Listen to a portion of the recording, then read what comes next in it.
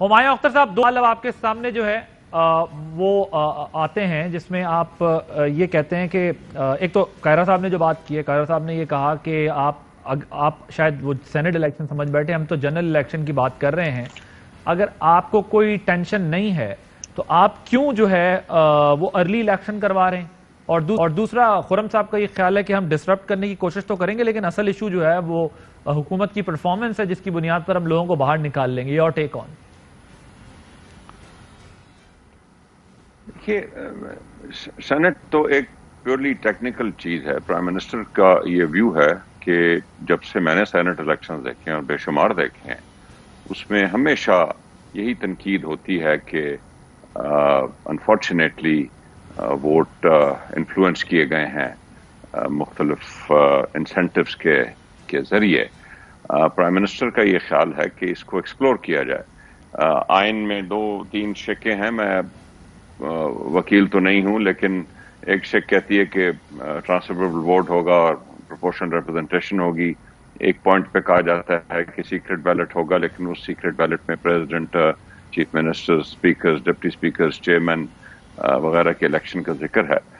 हमारी legal team का view ये है कि सेनेट के इलेक्शन जो है वो इलेक्शन एक्ट 2017 के तहत होगा और उसमें एक गुंजाइश मौजूद है कि एक तरीकाकार बदला जा सके, जो बेशक शो ऑफ हैंड्स ना हो, कोई और तरीका कार हो, लेकिन सीक्रेट बैलेट ना हो, ताकि उसमें ओपन बैलेट के जरिए इस ओपन बैलेट के जरिए हो तरीका लॉजिस्टिक्स निकाले जा सकते हैं। लेकिन सर मुझे ये बताएं, क्या आप लोगों को इस स्टेज पर भी, क्या आप लोगों को इतने साल बाद भी ये खौफ है, ये डर है कि आपके लोग जो है वो बिक ना जाएं?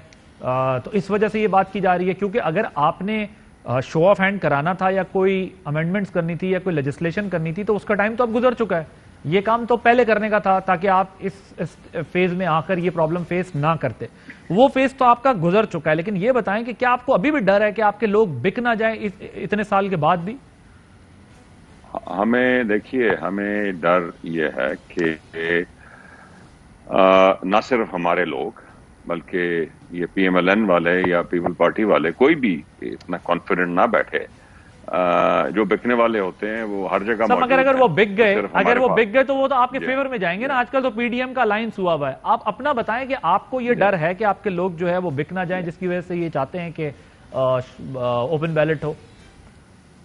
अब्बासी साहब, हमें सिर्फ अपना डर नहीं है, हमें इस तरीका कार को ट्रांसपेरेंट और करप्शन फ्री बनाने की एक हमारी कोशिश है। हमें कोई ऐसा डर नहीं है। देखिए, आमतौर पे अपोजिशन सिटिंग गवर्नमेंट को हमेशा इल्जाम लगाती है कि जी क्योंकि आप गवर्नमेंट हैं, हमारी 3 सूबों में वफाक में हुकूमत है, तो हम इन्फ्लुएंस कर सकेंगे election, because we are the sitting government. ये तो अपोजिशन को इस चीज का भरपूर साथ देना चाहिए।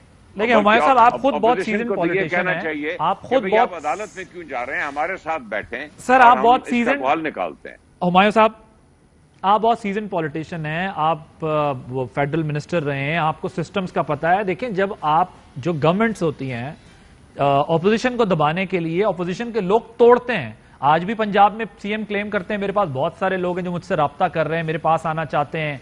कई और फेडरल से भी ये क्लेम किया जाता है कि अभी कई लोग राब्ते में हैं जो कहते हैं कि 2-2 पार्टियां बन जाएंगी, 3। गवर्नमेंट को कब से ऑपोजिशन की फिक्र हो गई कि ऑपोजिशन के लोग भी बिक जाएंगे और कोई नुकसान हो जाएगा? देखिए, आई रेस्ट माय केस। आपने जो अभी स्टेटमेंट दी है ना जी, आई रेस्ट माय केस। हम अपने लिए नहीं कर रहे। अपोजिशन जो कह रही है कि हमारे लोग तोड़े जा रहे हैं, ऑब्वियसली जब लोग तोड़े जाएंगे और सीक्रेट बैलेट होगा तो हमें वोट डालेंगे ना। हम तो वो खत्म करना चाहते हैं, हम आप अभी खत्म करें ऑपोजिशन के।